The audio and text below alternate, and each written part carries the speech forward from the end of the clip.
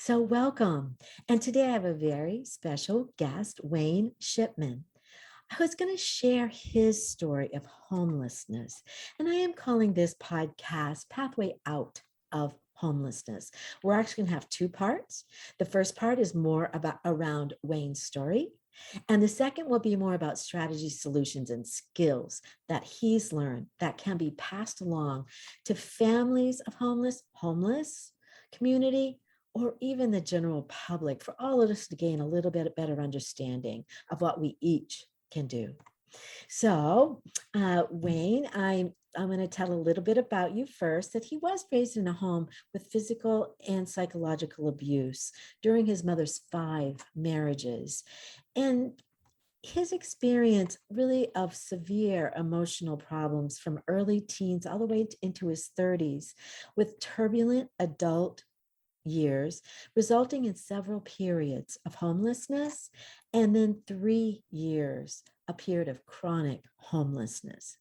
He couldn't keep a job because of mental health issues, but he chose a different path, that he wants to share what he learned for skills and ways that he became a fully functioning, working citizen at this point. So in part two, we'll go more into solutions, but this was more about you, Wayne, and what was your story. So welcome, and so glad to have you here.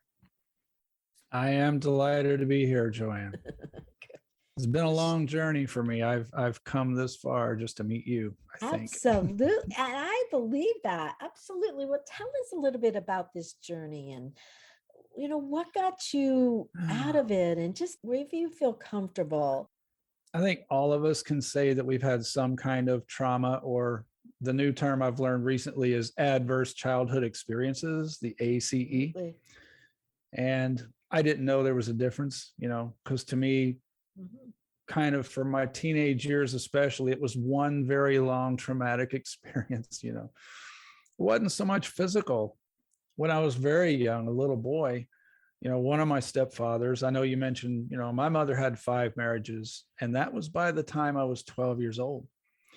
And so this part of my story, me coming out and talking about this openly, I've done a lot of closing doors behind me in order to get here, because this stuff that I'm open up about, it's stuff that I've really tried to dance around and not bring shame to anyone, in my family, or, I don't feel like my mother deserves to be like brought out into the open and shamed about it. But the time has come that my main message is this is more common than we realize. Maybe not 5 marriages. The problem is, I thought when I became a young adult and I went into the army, 18 years old, joined the army, I was going to be a patriotic soldier. I kind of thought I had my head on, and I thought I knew what the world was about. I thought I knew who my parents were. I thought I knew kind of what was going on. And as I got more into the real adult world, I tell you, I knew almost nothing. Most of my child rearing and stuff wasn't really created by, conversations around the dinner table. We didn't have a lot of that. When we did have dinner and get, family time together, there wasn't really any emotional talking and exchange of like, my parents didn't really check in with me and see how I'm feeling and how I'm doing. Right. And I was pretty much ignored as a child and left out on my own to figure things out. Mm. But the the biggest challenge that happened for me was I started trying to find my biological dad, when I was a young teenager, maybe 15, 16. I really wanted to know what was going on. I was all dead ends, and of course this was in the very early 80s, no internet, and my mother swore that she didn't know where he was, and she didn't tell me a whole lot about him or about anything. So as the years went on, she wanted me to be adopted by her most recent husband. And I didn't want to go through with it. I felt awkward. And, to be honest, I really didn't like the guy in that way. He was just my mom's husband. Every man in my life, I've always called them by their first name. Well, long story short, since we're crunched for time, in the year 1999, so my adoption was finished in 1987. So in 1999, I discovered my father, and it was just a fluke because I was doing searches online and he had just recently got a new phone number, so it was listed public. So I found him, and come to find out, he knew all along through the years that my mother was trying to push this adoption, and he refused. He wouldn't sign. And at one time, she actually had me write a letter to a judge and deliberately manipulated me and my father into this adoption process.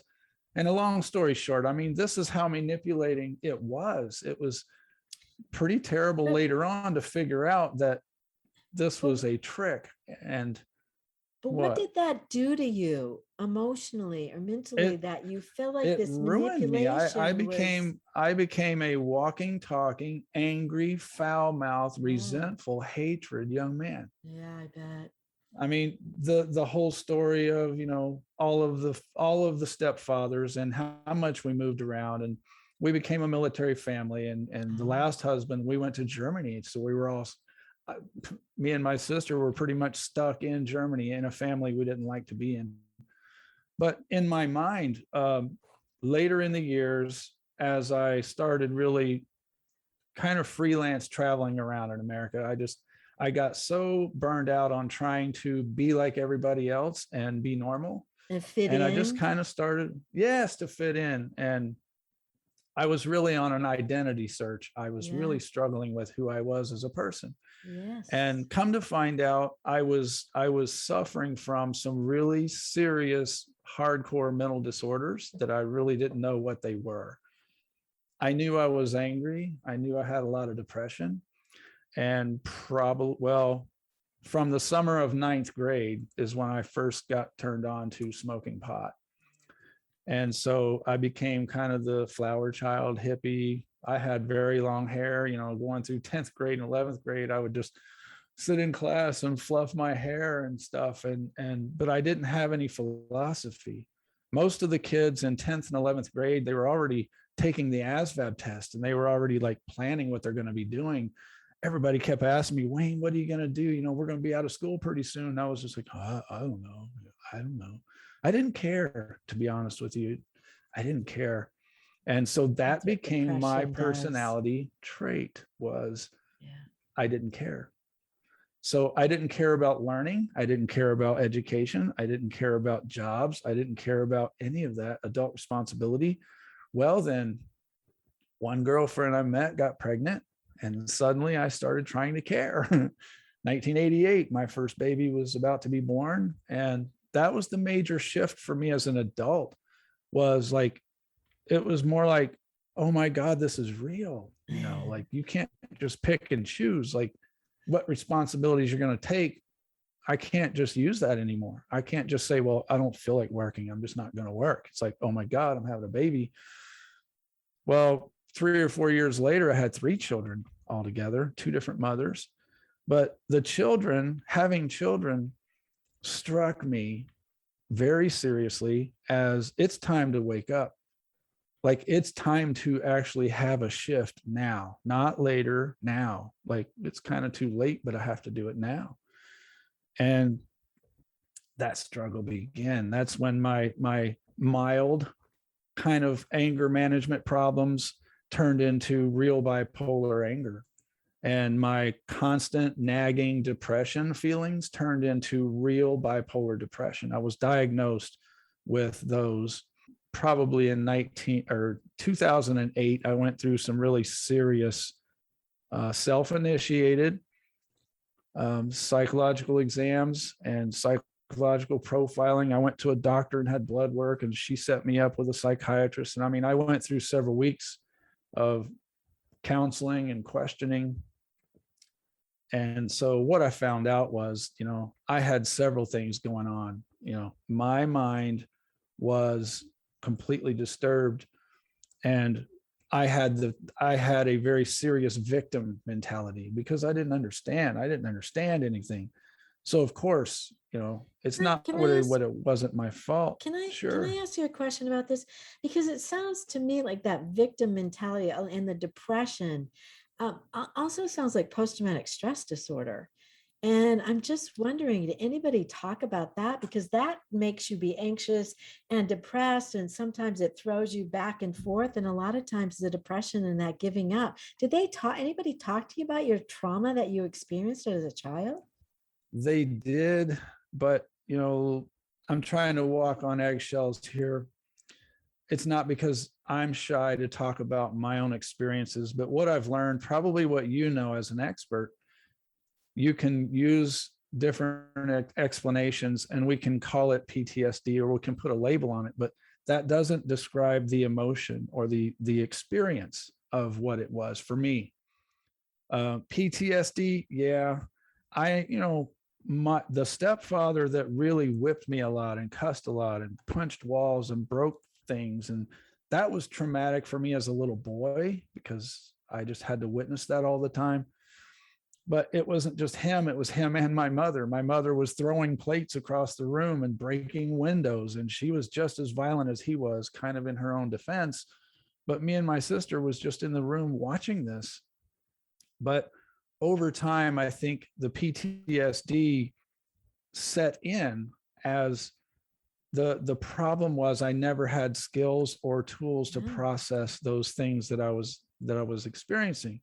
And even later as an adult, I was 34 years old when they finally diagnosed me with some of these things, and it gave me a target when they actually started telling me, this is what we have to deal with here. I was able to go back to my apartment and just look things up online and say, oh, wow, that's what post-traumatic stress, and PTSD used to be limited. It used to be kind of a coined phrase for soldiers in combat.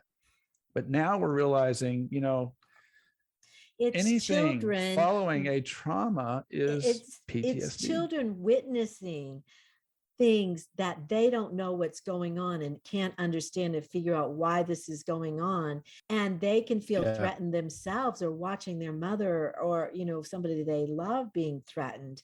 And so it does something in our brain for protection and going Yeah. into protect mode and survival mode all the time. I mean, like you're saying, without the skills. So how did this go into homelessness? At what age was this that turned? My homelessness was more of a result of my rebellion of adult responsibilities at first. Okay. I tried my absolute best as a human being to be a father. Yeah. I tried my best to be a husband. I tried to be the breadwinner. I was working two jobs and I couldn't bring it. And even when we were working, me and my wife would both have a job. We were just paying most of the money in daycare anyway. It was just bleeding us out. And so our marriage was suffering. My toxic personality was just unbearable.